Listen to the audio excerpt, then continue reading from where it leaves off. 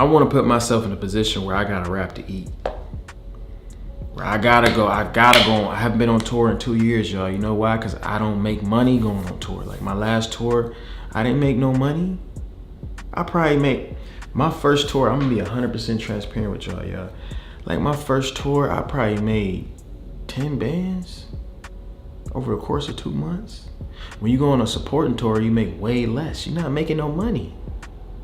Like, I was making more money doing a vlog. Like, when I was on the tour with Kevin Gates, for instance, like, I made triple amount of money that I made on tour over the course of 2.5 months on that one mukbang that I made with Kevin Gates. We done heard this story so many times, man. This is why ownership is so important. Own your own shit. You already know the vibes. Y'all know the vibes I be on, and I talk to y'all about this all the time. So we gonna go ahead and unpack this a lot more in this video. So if y'all ready to learn something about this whole music game and ownership and touring and all these types of things, make sure y'all stay tapped in. We gonna break it down. What's good? I'm an independent artist by the name TimelessRoc with TR Mentality, man. And before we get into the video, make sure y'all own your own shit. And in this clip, we got DDG explaining how much rappers make on tour. Like I said, man, I talk about ownership all the time and the importance of owning your music so that you can make money on the back end of your music. So when you drop it and you have that immediate rush, you make some money or whatever, or if you sign to a label, you get an advance when you drop an album or whatever, you wanna be able to make money on the back end. You wanna be able to feed your family on the back end 10, 20, 30 years down the line off of your catalog. You want to be able to make money without having to go on tour, without having to leave your house. Of course, we want to go on tour. We want to touch our fans. We want to have that celebration with our fans. We want to be able to make money while we're not on tour. You don't want to have that feeling of, I have to go on tour. I have to take this bag from the clubs to host these clubs so that I can make money, which is what a lot of rappers do when they don't own their masters. They don't own their music. But y'all heard DDG say something very important in this video. He said he don't make that much money on tour. We also heard Russ talk about the fact that there's low profit margins when it comes to tour. You spend a lot of money on production, equipment, traveling, lodging, all these types of things, end up making a very little profit off of the tour. Tour is really just a celebration between you and the fans. It's celebrating a new album that y'all had together. It's celebrating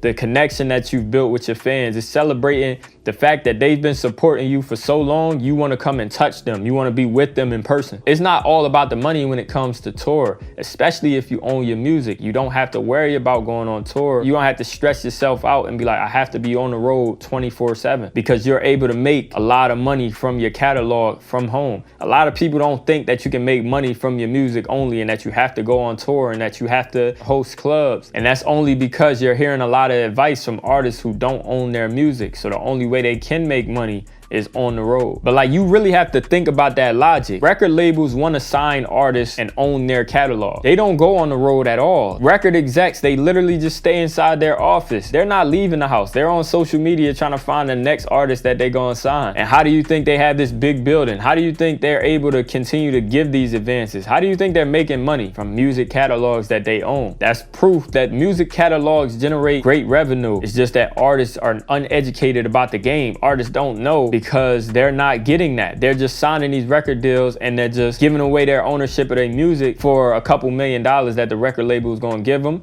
that they're just going to go ahead and pay back anyway. And that's why I say you got to educate yourself on the game. You got to be conscious of what you're doing in your career. All the game is literally on YouTube. Like, all these interviews where you're hearing people who have signed these bad deals that you want to stay away from, they're telling their story. You have people who have signed great deals that they're telling their story and that you can learn from those people. And you have people like me who are taking these clips and talking about it even further, or I'm just going live and talking about it and answering y'all questions, and I'm just taking all the knowledge that I'm taking from the same videos that I'm telling y'all about, the videos that I'm using in these videos, the videos that I'm watching from these interviews, from people who have signed bad deals and signed good deals. All of these things can be avoided. This is something that we all have to take into account. We all have to understand that owning your music is not only the goal, but it's mandatory. If you want to do this long term, you won't have to own your music. That's just the best way to go. Now we have the internet. We can literally build a fan base now. We can go on YouTube, we can go on Instagram, we can build an audience of people who like our music, like us as people,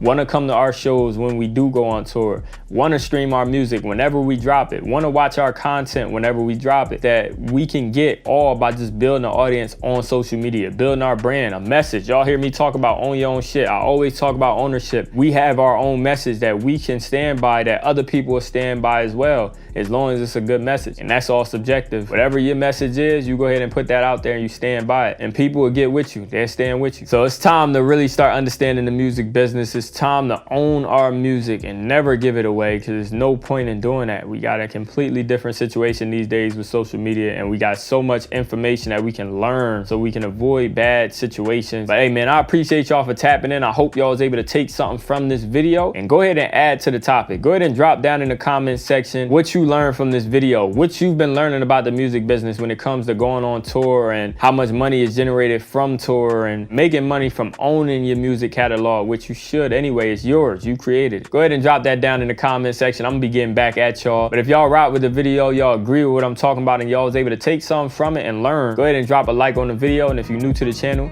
go ahead and subscribe. I'm out of here, y'all. Peace. He got an alibi and he won't abide to no law. I know it's fucked up, but he won't hesitate to go send a nigga to a law. Young nigga with rag ties in the back of a Maybach. Put in work, whole fan gon' eat.